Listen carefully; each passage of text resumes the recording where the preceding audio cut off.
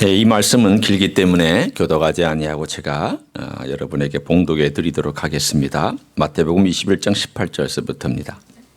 21장 18절서부터입니다. 네, 우리 조금 기다려 드리죠.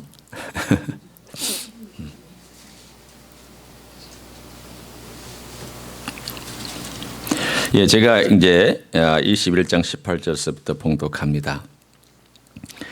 이른 아침에 성으로 들어오실 때에 시장하신지라 길가에서 한 무화과 나무를 보시고 그리로 가사 잎사귀 밖에 아무것도 찾지 못하고 나무에게 이르시되 이제부터 영원토록 네가 열매를 맺지 못하리라 하시니 무화과 나무가 곧 마른지라. 제 아들이 보고 이상히 여겨 이르되 무화과 나무가 어찌하여 곧 말랐나이까. 예수께서 대답하여 이르시되 내가 진실로 너에게 이르노니 만일 너희가 믿음이 있고 의심하지 아니하면 이 무화과 나무에게 된 이런 일만 할 뿐 아니라 이 산더러 들려 바다에 던지라 하여도 될 것이요 너희가 기도할 때에 무엇이든지 믿고 구하는 것은 다 받으리라 하시니라. 예수께서 성전에 들어가 가르치실세 대제사장들과 백성의 장로들이 나와 이르되 네가 무슨 권위로 이런 일을 하느냐 또 누가 이 권위를 주었느냐. 예수께서 대답하시되 나도 한 말을 너희에게 물으리니 너희가 대답하면 나도 무슨 권위로 이런 일을 하는지 이르리라.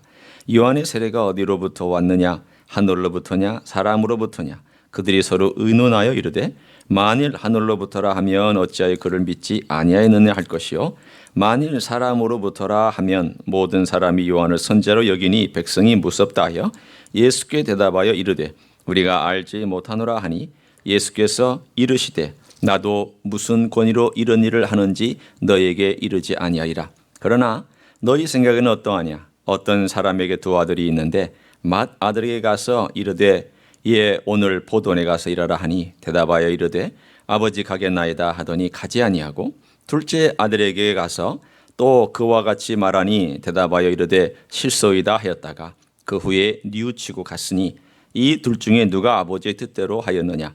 이르되 둘째 아들이니이다. 예수께서 그들에게 이르시되 내가 진실로 너에게 이르노니 세리들과 장녀들이 너희보다 먼저 하나님 나라에 들어가리라. 요한이 의의 도로 너희에게 왔거늘 너희는 그를 믿지 아니하였으되 세리와 장녀는 믿었으며 너희는 이것을 보고도 끝내 뉘우쳐 믿지 아니하였도다.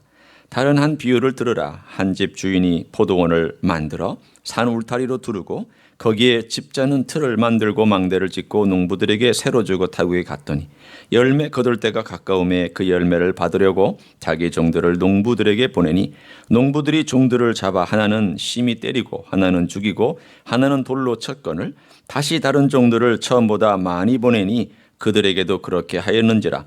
후에 자기 아들을 보내며 이르되 그들이 내 아들을 존대하리라 하였더니 농부들이 그 아들을 보고 서로 말하되 이는 상속자니 자 죽이고 그의 유산을 차지하자 하고 이에 잡아 포도원 밖에 내쫓아 죽였느니라.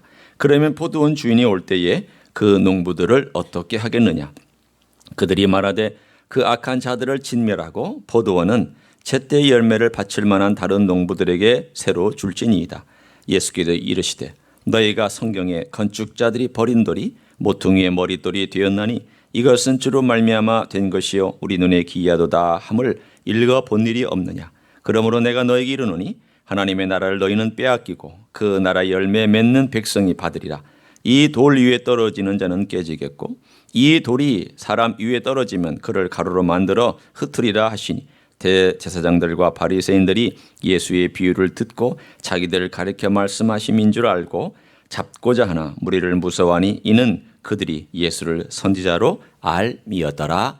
아멘. 들으시는 분이 힘드시면 읽는 사람은 얼마나 더 힘들었겠습니까? 이 긴 구절을 제가 한 번 틀리고 읽었습니다. 잘 읽었죠? 성경 잘 읽었어요. 오늘 본문에 보면 긴 이야기지만 그리고 비유도 두 가지가 나오고 예수님의 인용도 나오지만 사실은 주제는 아주 심플합니다. 아주 간단합니다. 공통분모가 있기 때문이에요. 그 이야기의 가장 핵심에는 어쩌면 오늘 실물 교육을 통해서 우리에게 교훈을 주시고자 하는 한 사건이 거기 있습니다. 그것은 바로 무화과 나무의 사건입니다. 이 사건을 재구성하면 이렇습니다. 마태가 쓴 본문은 시간적인 명확성을 가지고 쓴 본문은 아닙니다. 무슨 뜻이냐면 저자가 어떤 일을 기술할 때에 오늘 일이 있고 내일 일이 있고 모레 일이 있습니다. 이렇게 쓰는 사람이 있고 오늘, 내일, 모레 일을 묶어서 그냥 쓰는 사람이 있습니다. 왜냐하면 중요한 것은 시간이 중요한 게 아니라 사건이 중요하기 때문에 마태는 사건이 중요한 사람이기 때문에 시간별로 쓴 사람은 아닙니다. 크게는 시간별로 썼지만 그러나 사건이 중요합니다. 명확히 얘기하면 예수님께서 주일날, 그러니까 일요일날 입성하셨습니다. 그게 지난주의 사건이죠. 그리고서 주님께서 성전을 한번 둘러보시고 베다니에 가셔서 하루 주무셨습니다. 성전을 깨끗하게 하신 것이 그날 한 일이 아닙니다. 그 다음 날 주님께서 아침에 일찍 오다가 오늘 본문에 읽은 것처럼 무화과 나무를 보셨습니다. 그래서 뭔가 드실 것이 있을까요? 이렇게 이파리가 이렇게 있잖아요. 이파리가 있으면 이파리 사이사이를 이렇게 헤집고 주님께서 여기에 뭐 먹을 것이 있을까 해서 뒤져봤더니 먹을 것이 없었어요. 그래서 주님께서 너 영원히 열매 맺지 못한다. 그리고는 주님께서 성전에 가셔서 성전을 깨끗하게 청소하시고 비둘기 파는 상, 그 다음에 돈 바꿔주는 상 뒤집어 엎으시고 그리고는 그 월요일을 그렇게 보내신 다음 다시 베다니로 가셔서 하루를 주무셨어요. 그러나서 화요일 날 아침에 다시 그 길을 걸어가는데 요 나무가 말라 죽어 있었어요. 바로 말라 죽어 있는 그 사건이 바로 마가복음에 나와 있는 사건이에요. 마가복음은 시간별로 정확하게 적었기 때문에 바로 화요일 날 일어난 사건을 마태는 두 가지를 합쳐서 그냥 한 이야기 속에 담아놨습니다. 우리가 들을 때는 바로 예수님께서 너 더 영원히 열매를 맺지 못한다 그랬더니 갑자기 쪼르륵 가가지고 마치 만화 영화를 보는 것처럼 슉 죽어버린 그런 것을 상상하시겠지만 그게 아니라 바로 그 다음날 서서히 말라가더니 하루 만에 바짝 말라서 그야말로 죽어버린 무화과 나무를 우리는 볼 수가 있습니다. 그러면 우리는 이 사건을 볼 때에 이런 생각이 들죠. 주님 너무하시지 않나요? 아니 주님, 아니 그 계절도 아니잖아요. 무화과 나무는 언제 열매를 맺는가 하면 이 이스라엘 땅에서는 가을에 열매를 맺습니다. 바로 이 시즌보다 조금 이른 그 시즌에 열매를 맺게 되어 있습니다. 그러면 예수님이 돌아가시던 그때 6월절은 4월이니까 열매를 맺는 계절이 아닙니다. 열매를 맺을 수도 없거니와 열매가 있는 계절이 아닌데 열매가 없으므로 저주하셨다. 그러면 주님께서 너무 과도한 저주를 하신 것이 아닙니까? 아침에 너무 시작하신 나머지 갑자기 화가 나셔가지고 예수님이 분노하셔서 그 분노를 그냥 무화과 나무에게 퍼부은 것이 아닙니까? 라고 우리는 생각해 볼 수도 있습니다. 그런데 무화과 나무는 열매를 2번 맺습니다. 봄에 맺는 열매를 혹이라고도 하고 순이라고도 합니다. 이 열매는 진짜 열매는 아니에요.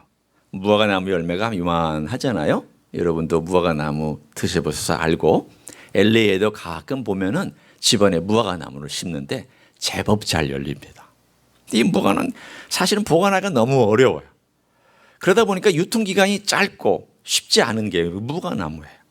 이 무화과나무 이만큼 열리는 이 가을 되면 이 무화과나무는 가난한 자들의 사실은 양식도 되었고 많은 사람들이 또한 이것을 말려서 먹기도 했어요. 그래서 봄에 되면 조그마한 혹 같은 것이 이렇게 새순 같은 것이 나와 있어요. 그러니까 이것은 열매만큼의 크기는 아니지만 이만큼 나와 있는 손가락 마디 하나 내지는 조그만 그거보다 조금 더 큰 정도의 이만큼 나와 있는 것을 이렇게 톡 따서 먹으면 간식거리는 될 수가 있었습니다. 그러니까 이것을 이렇게 가난한 자들이나 길가에 가는 나그네들이 그것이 있으면 이렇게 뒤져봐 가지고 따져서 먹고 그리고 그것으로 나름의 조금이라도 배고픔을 면하는 그러한 용도로 사용했던 것이 바로 이 혹이라고 하기도 하고 이 순이라기도 하고 했던 바로 열매가 있었습니다. 그런데 아무리 뒤져봐도 이 열매가 없다는 것을 주님은 아셨고, 그 열매가 없다라는 것은 무엇을 상징하고 있었을까요? 이 무화과나무가 병들었다는 겁니다. 이 무화과나무가 속병이 들어있다는 것을 말하고 있습니다. 그래서 이 속병 들어있는 이 무화과나무를 주님 저주하셨습니다. 그러나 이 저주하신 주님의 이 메시지 안에는 뒤에 따라 나오는 이 이야기의 모든 것들이 다 연결되어 있습니다. 어떤 연결이 되어 있을까요? 자, 그 다음에 주님께서 성전에 들어가셨죠? 들어가셔서 대제사장들과 장로들 내지는 서기관들이 뭉쳐있는 그 그룹과 같이 만나는 사건이 생겼습니다. 그때 그들이 묻습니다. 당신 무슨 권위로 이 일을 하느냐고. 이미 주님은 무화과 나무의 사건을 통해서 그분의 권위를 제자들에게 보여주셨어요. 그러나 아직 대제사장들은 그 권위가 무슨 권위인지를 아직은 모르고 있던 차에 묻습니다. 당신 무슨 권위로 이거 하느냐고. 그랬더니 주님께서 세례 요한에 대해서 묻습니다. 세례 요한의 권위가 어떤 권위냐고. 여러분이 읽은 것처럼 사람에게서 왔다 그러면 선지자로 알고 있기 때문에 우리를 잘못하면 우리를 무시하고 돌로 칠 것이고, 만약에 하나님께로 왔다 그러면은 너희들 믿지 않고 뭐 했느냐고 이렇게 할 것이고, 그러니까 자기들의 권위가 최고라고 알고 있었던 이 사람들이 모른다고 얘기를 했습니다. 대제사장들과 서기관들과 바리새인들과 장로들의 특징이 뭘까요? 민족과 나라와 율법과 제사장 제도와 성전의 모든 법의 탑에 자기들이 있다고 생각했습니다. 우리는 항상 옳다. 우리가 내린 결정은 맞다. 우리가 내린 결정을 따라야 한다. 라고 자신만만해 하던 사람들이 모르겠다. 얼마나 모순된 일을 행하고 있습니까? 주님은 그 대답을 듣자마자 이렇게 대답해 줬습니다. 나도 얘기 안 한다. 그렇지만 주님께서 얘기를 안 해주셨을까요? 해주셨어요. 그 다음 두 비유를 통하여 정확하게 주님 말씀해 주셨어요. 어떤 권위로 행하는지에 대해서 말씀해 주셨어요. 첫째는 두 아들이 있었는데, 첫째 아들이 아버지의 명령에 따라 포도원에 가겠다고 말하고 나서는 안 갔어요. 그리고 둘째 아들은 안 가겠다고 얘기하고는 뉘우치고 나서 갔어요. 그랬더니 주님께서 이것을 명확하게 통역을 해주셨어요. 첫째 아들은 너희다. 그 말이에요. 너희고, 둘째 아들은 세리와 창녀들이다. 세리원이 왔을 때 세리와 창녀들은 회개하고 하나님 나라에 들어갔다. 너희들은 그들이 회개하고 들어가는 것을 보고 박수를 쳐주지 못할 망정 오히려 더 마음을 완강하게 해서 세례요한 믿지도 아니하고 죽이는데 너희들 내준 거나 마찬가지다. 너희들 방조했다. 너희들은 이 첫째 아들하고 똑같다. 그들이 아마 마음속에 이렇게 끌어올라왔을 거예요. 굉장히 지금 기분이 안 좋아 있죠. 누구 얘기를 하고 있는지를 알고 있으니까. 그러자 두 번째 비유를 얘기합니다. 두 번째 비유는 한 왕이 포도원을 농부들에게 주고 가서 매해 세를 바쳐라. 그래서 종을 보내면 종을 보내는 즉시 죽이고 때리고 핍박하고, 그렇게 더 많은 종을 보내도 때리고 핍박하고, 결국은 아들을 보냈는데도 불구하고 아들을 죽여서 이 포도원을 자기 것들로 삼고자 하는 그 완악함에 대하여 얘기를 한 다음 묻습니다. 자, 너희들 같으면 이 포도원 주인이 포도원에 세를 준 대상이었던 농부들을 어떻게 해야 되느냐 그랬더니 자기 말로 그래요. 41절에 그 악한 자들을 진멸하고 또 제때 열매 받을 만한 다른 농부들에게 새로 주어야 된다, 이렇게 얘기를 했습니다. 참 예수님 지혜롭지 않으세요?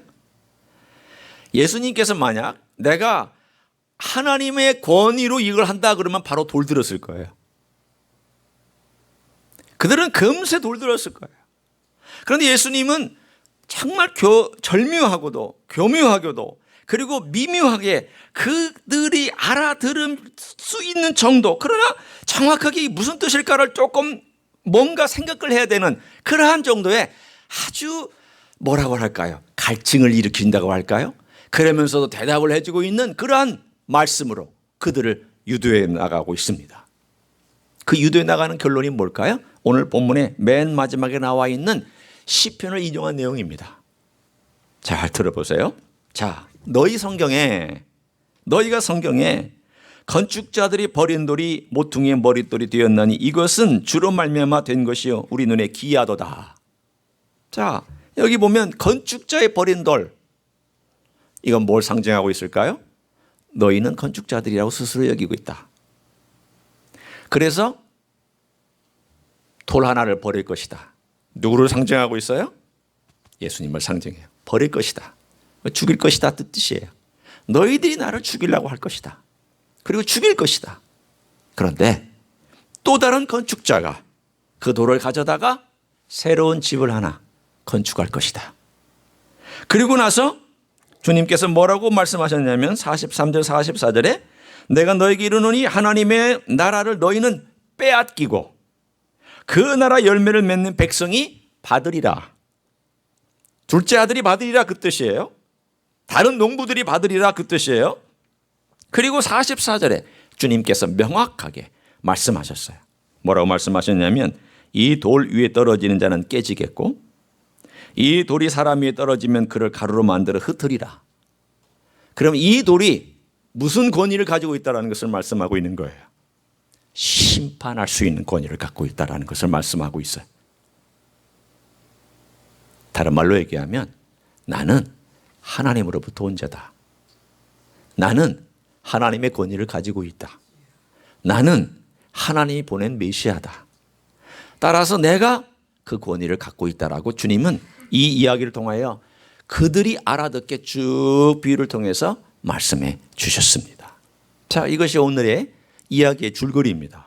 길기 때문에 제가 조금 설명을 했습니다. 여러분, 오늘 여기 나와 있는 공통점이 뭘까요? 열매 없는 무화과 나무. 잎사귀만 무성해요.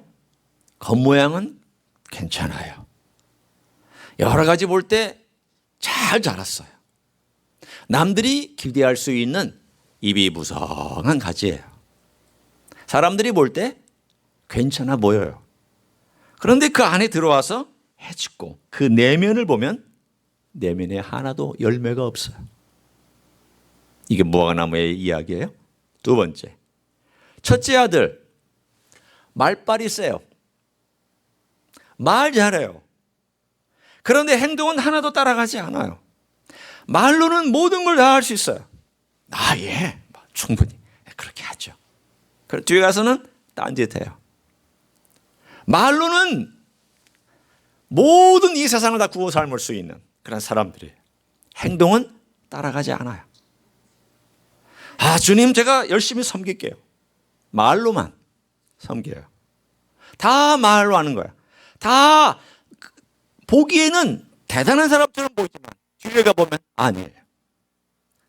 또한 농부들이, 이 농부들은 어떤 사람들이냐면 자기들이 가지고 있는 이 이익과 욕망을 위해서 자기를 반대하는 어떤 세력도 능히 제거할 수 있는 그런 사람들이에요. 그러니까 여기 가만히 보면은 이들 안에는 욕망, 자기들이 원하는 첫째 아들, 자기들이 원하는 거, 자기가 원하는 걸 하고 싶어 하는 마음, 또 농부들 자기가 원하는 이익과 자기들의 것들을 지키고자 하는 이 마음, 그게 무엇일까요? 무화과 나무에 열매 없는 것과 똑같다라는 것을 주님께서 여기서 말씀하고 있었어요. 너희들의 모습이 꼭 이 무화과 나무와 같다. 제자들에게 보여주는 거예요. 잘 들어라. 이 무화과 나무가 바로 이들의 모습이다. 그들은 말 잘한다. 겉모양 화려하다. 하나님을 섬긴다고 앞에서 사람들 볼 때는 대단히 부지런하다. 그런데 사람들이 안 볼 때에는 자기 이익 챙기기 바쁘다. 사람들 앞에서는 열심히 기도한다. 사람들 앞에서 열심히 금식한다. 그런데 하나님 앞에서 진실하게 자기 죄 고백하지 않는다. 삶을 바꾸지를 않는다. 변화가 없다. 그들의 삶에 대하여 주님께서 명확하게 말씀하셨어요. 제가 오늘 이것을 정리하면 바로 이런 뜻입니다. 예수 그리스도의 생명, 하나님의 생명이 내 안에 있다면 변화는 반드시 일어나야 합니다. 이 변화가 반드시 일어나지 아니하면 그 사람은 가짜이거나 뭔가 병들어 있는 사람입니다. 우리의 영성이 뭘까? 영성은 생명입니다. 영성은 위대함도 아닙니다. 영성은 능력도 아닙니다. 영성은 이 세상에서 내가 많은 사람들에게 교화할 수 있는 어떤 권세와 능력 아닙니다. 영성이란 단순히 말하면 내 안에 예수의 생명이 얼만큼 들어와 있느냐가 영성입니다. 그런데 이 사람들에게는 하나님을 섬긴다고 얘기했는데 하나님의 생명이 들어와 있질 않은 거예요. 하나님을 열심히 만나는데 하나님과 만남에 아무것도 없어요. 성전에서 살아요. 성전에서 제사를 드려요. 성전에서 사람들을 도와서 하나님 만나게 만들어요. 자기는 못 만나고 있어요. 왜? 나는 항상 오라. 나는 괜찮아.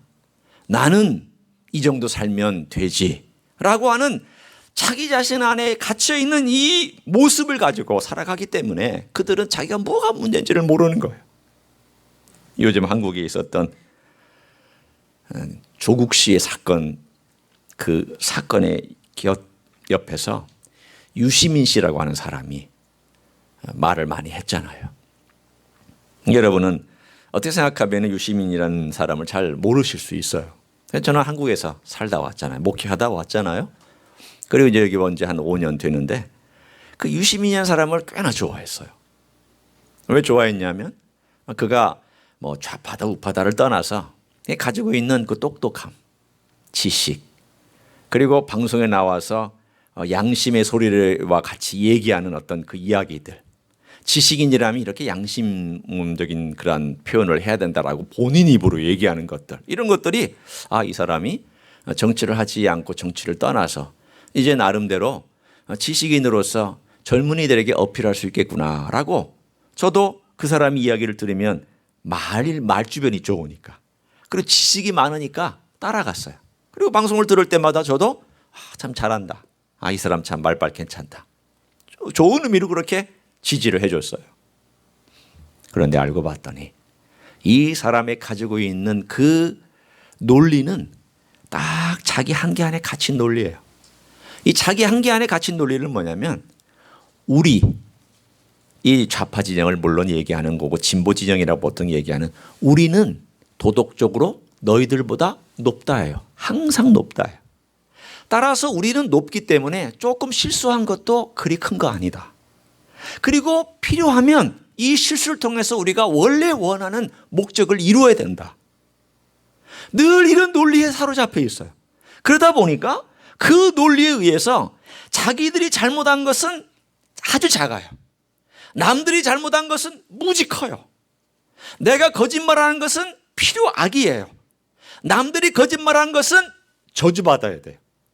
내가 이 과정을 겪어야 하는 것은 더 높은 목적을 이루기 위한 거예요. 너희들은 안 돼. 그건 아니에요. 왜냐하면 너희들은 저질이고 너희들은 수준이 낮고 너희들은 항상 어리석기 때문에 우리는 너희들을 가르쳐야 되고, 우리는 너희들에게 필요에 의해서 이런 실수가 있을 수 있지만 너희들 위해서 너희들을 교화시켜야 된다라고 생각하는 그런 마인드 세트가 변하지 않았어요. 그걸 보고 제가 생각했습니다. 무섭다. 무섭구나. 인생이 참 무섭구나. 인간의 지식이 저렇게 쓰일 수 있구나. 인간의 똑똑함이 저렇게 변질될 수 있구나. 인간이 저렇게 자기 논리 안에 갇히면 저렇게 교만해질 수 있구나. 인간이 저렇게 도덕적으로 높은 위치에서 남을 내려보기 시작하면 자기들의 실수는 아무것도 아닌 것이며 때로는 필요하기 때문에 어쩔 수 없는 것이라고 충분히 변명할 수 있겠구나. 저는 한 시대 대한민국의 지식인의 몰락을 보면서 대한민국의 불쌍한 모습을 보게 되었습니다. 이것이 대한민국의 현주소입니다. 이것이 우리에게는 없을까요? 있을 수 있습니다. 목사에게 있을 수 있어요. 제일 위험한 목사가 늘 가르치니까, 나는 가르치는 자, 당신들은 배우는 자, 제일 교만한 자리에 있을 수 있는 사람이 목사예요. 큰 목사가 만약 예수님을 만나지 못하고 있으면 예수님의 생명으로, 그 안에 예수님의 생명으로 물들어 있지 아니하면 우리는 얼마든지 유시민 씨와 같이, 얼마든지 대제사장들과 같이, 얼마든지 서기관들과 같이, 얼마든지 똑똑한 모범생들과 같이 정답 또박또박 얘기할 수 있습니다. 여러분, 우리가 성경의 정답을 몰라서 못 살아가나요? 아니에요. 정답 알아요. 문제는 뭐가 있을까요? 내 안에 예수의 생명이 있느냐예요. 내 안에 예수의 생명이 있느냐예요. 내 안에 예수의 생명이 있으면 변화가 일어나게 되어 있어요. 변화가 없다. 생명이 없는 거예요. 그 생명이 들어와 있는데 변화가 없다? 그건 말이 안 돼요. 그건 궤변이에요. 그러면 어떤 변화가 있어야 될까요? 오늘 본문에 마태복음 21장에 적어도 한 3가지의 분명한 변화가 있어야 될 것을 우리 주님은 여러 가지 비유나 사건을 통해서 제자들에게 가르쳐주고 계십니다. 첫 번째 변화입니다. 그것은 둘째 아들의 행동이 있습니다. 자, 한번 우리가 30절을 먼저 봅니다. 둘째 아들에게 가서 또 그와 같이 말하니 대답하되 이르되 실소이다 하였다가 그 후에 그 다음 뭐라고 나와 있습니까? 뉘우치고 갔으니. 뉘우치고 갔으니. 여러분, 생명이 내 안에 녹아 들어오면, 예수의 생명이 내 안에 녹아 들어와서 내 안에서 머물러 있다면 제일 먼저 나타나는 즉각적인 반응은요, 회개예요. 묘한 파라독스죠. 아니, 생명이 들어오면은 기쁨과 찬란함과 영광스러움과 또 뭐 그런 거 아닙니까? 있습니다. 그게 없다는 얘기가 아니에요. 그런데 제일 먼저 예수의 생명이 내 안에 들어왔을 때에 내 마음을 타치하면 그 타치하는 생명에 의해서 뭐가 제일 먼저 내 안에서 드러나느냐 하면, 내가 죄인이구나. 예수님께서 이런 나 같은 인생을 위해서 생명을 흘려주셨구나. 이 생명이 들어와서 나로 하여금 뭘 깨우쳐주냐면 내 영적인 지각을 깨우쳐줘요. 내 영적인 감성을 깨우쳐줘요. 내가 뭘 느낄 수 있고 내가 뭘 볼 수 있고 내가 뭘 들을 수 있는가를 알려줘요. 그동안 내가 죽어버렸어요. 그동안 내가 듣지 못했어요. 그동안 내가 보지를 못했어요. 왜? 생명이 없으니까.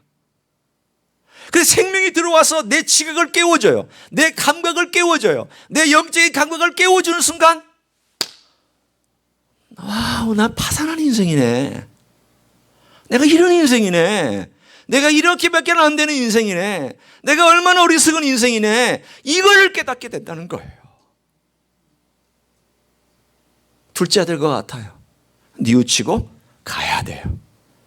후회만 하는 것이 아니라 뉘우치고 행동까지 따라가는, 그 뭐야, 분명한 변화를 얘기하고 계시는 주님의 암시의 비유 아닙니까? 예수의 생명이 들어오면 변하게 되어 있다.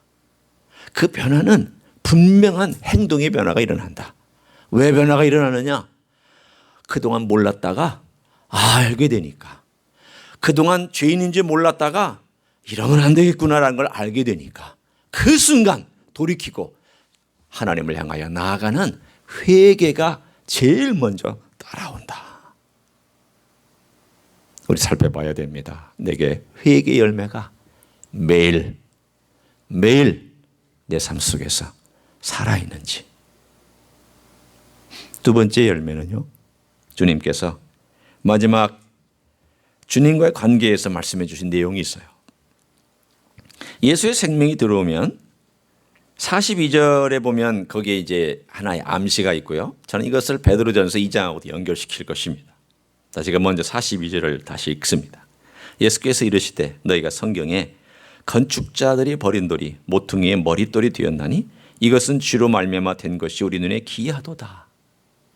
이건 우리를 향하여서 주신 말씀인데, 그 다음 보면은 이 지도자들을 향하여 주신 부정적인 심판의 메시지가 주를 이루어요. 그런데 베드로는 이 메시지를 그대로 받아서 긍정적인 데 사용하고 있습니다. 자, 베드로전서 2장을 한번 가봅니다. 여러분이 베드로전서 2장을 한번 펼쳐 보시겠습니다.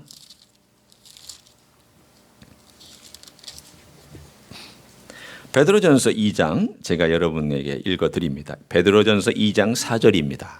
똑같은 내용이 등장합니다. 사람에게는 버림바 되었으나 하나님께는 택하심을 입은 보배로운 산돌이신 예수께 나아가 너희도 산돌같이 신령한 집으로 세워지고 예수 그리스도로 말미암아 하나님이 기쁘게 받으실 신령한 제사를 드릴 거룩한 제사장이 될지니라.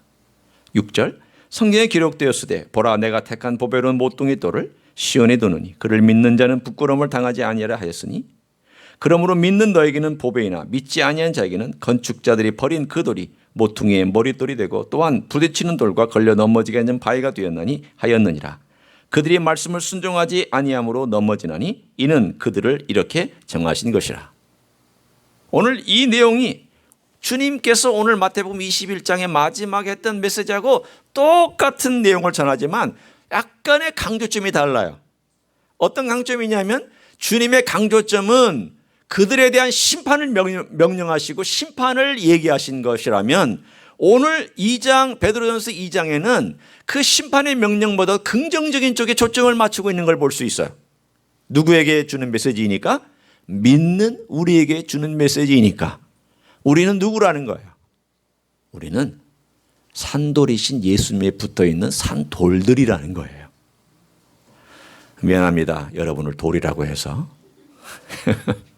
그러나 생명이 숨쉬는 돌이라고 한번 생각해 보세요. 이 돌이 있어요.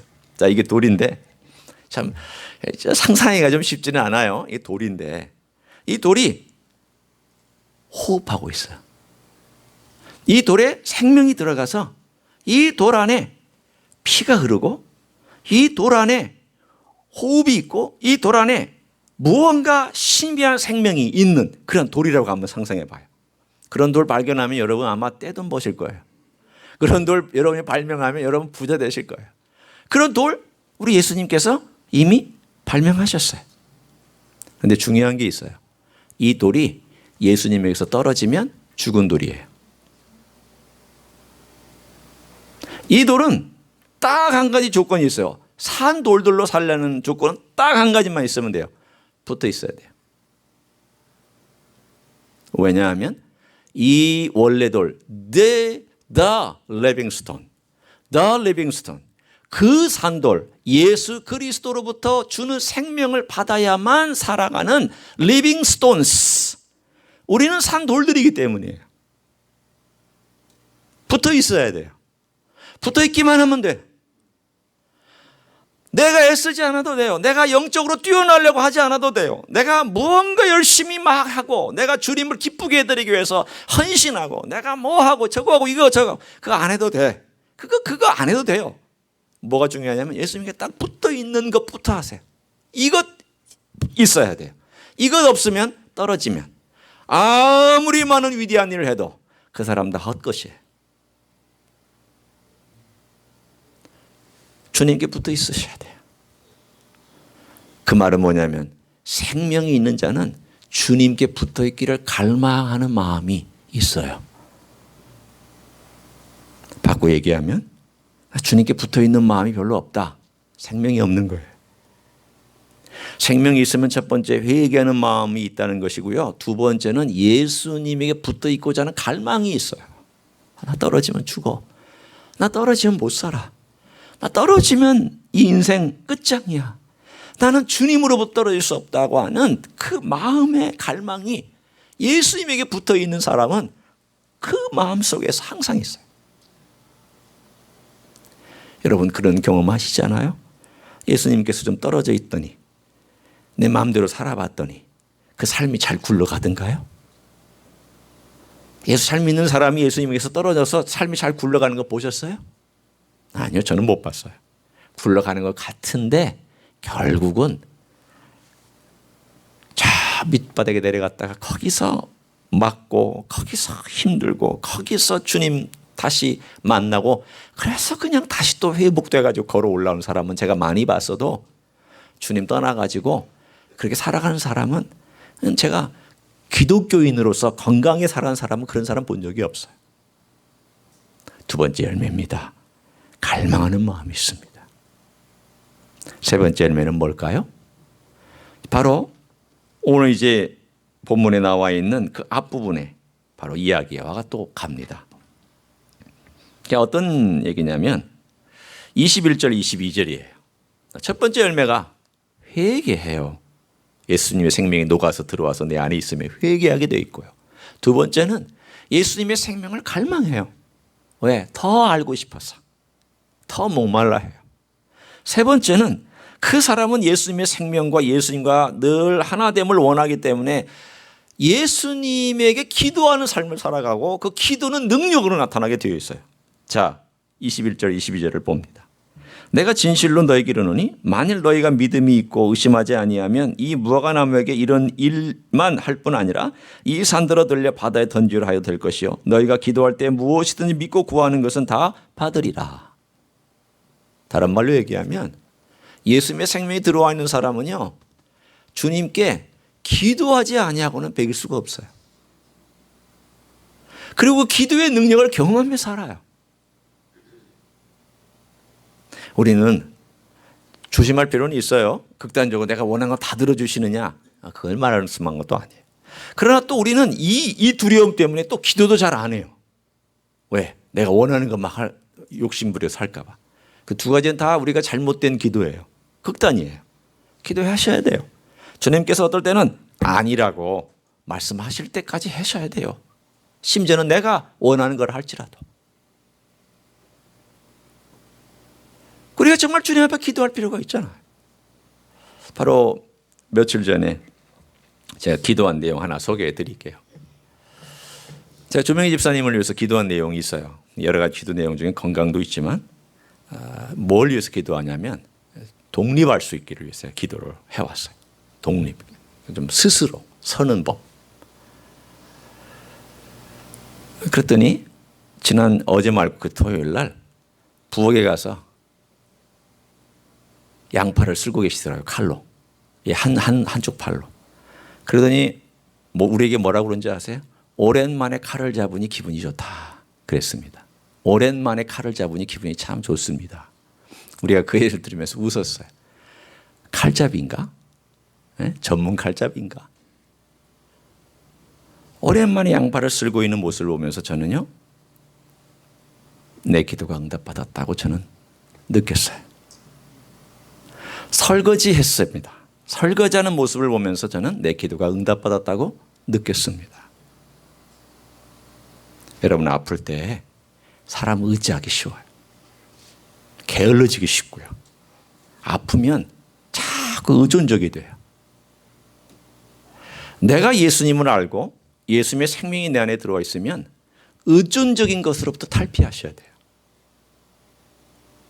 사람을 의지하지 말라는 게 아니에요. 의존적으로 살아가는 걸 탈피하라는 거예요.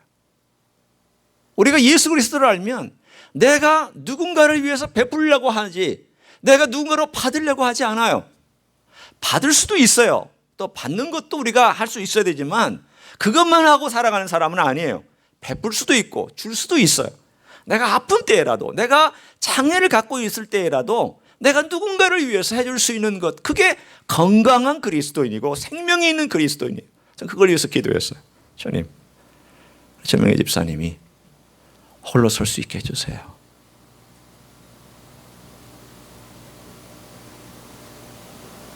어쩔 수 없는 부분은 의존해야 되지만 혼자 할 수 있는 것은 혼자 할 수 있게 해주세요. 저는 그 장면을 보면서 같이 우리가 그렇게 하면서 웃었지만 속으로는 참 감사했습니다. 주님께. 내가 기도한 내용을 주님께서 그래도 오랫동안 기도한 내용을 들으시고 이렇게 응답해 주셨구나. 이 다음 주님께서도 어떤 일들을 통해서 우리 집사님의 생애에 응답해 주실지 또 우리의 교회 안에 어떤 일들을 주님께서 응답해 주실지 우리는 모르지만 그러나 우리는 가요. 기도하면서 가요. 왜 기도하냐면 이 생명이 내 안에 들어와 있으니까 기도하면서 가는 거예요.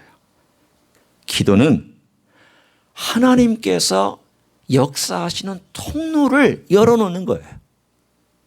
내가 일하는 것이 아니라 하나님이 일할 수 있도록 통로를 열어놓고 우리가 기도함으로 그 통로가 분명하게 있기 때문에 기도하는 그 통로를 통해서 하나님의 능력이 내려와서 그래서 어떤 변화를 일으킬지에 대하여 그 내가 꼭 원하는 변화가 아니라 할지라도 주님이 일으키실 그 변화를 저는 분명히 믿습니다. 그런 일들을 우리가 예수의 생명 속에서 기대하고 걸어갈 수 있는 줄로 믿습니다. 사랑하는 성도 여러분, 이런 삶이 예수님을 아는 삶이고 예수의 생명에 젖어 있는 삶이고 예수님의 생명이 내 안에 들어와서 묻어 있는 삶이고 예수의 생명이 스며들어가 있는 삶이고 이런 삶이 우리 주님께서 또한 이 땅에서 마지막 지금이 말세라면 그리고 말세 중에 말세라면 그 가운데 믿는 자를 보겠느냐라고 하는 바로 그런 믿음, 그런 생명의 믿음을 보고 싶어 하실 줄로 믿습니다. 여러분이 그 대상이 되시기를 예수님의 이름으로 간절히 축원합니다. 기도하시겠습니다.